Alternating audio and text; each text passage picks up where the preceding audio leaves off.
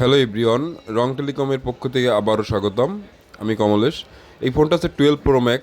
আমরা যারা waterproof phone ব্যবহার করি, এই ফোনগুলোতে ওয়াটার রেজিস্টেড, মানে পানি ঢুকবে না, কিন্তু একটা সমস্যা আছে। পানিতে পড়লে স্পিকারের যে সাইডগুলো আছে এতে সাউন্ড কম দেবে কিছু টাইমের জন্য।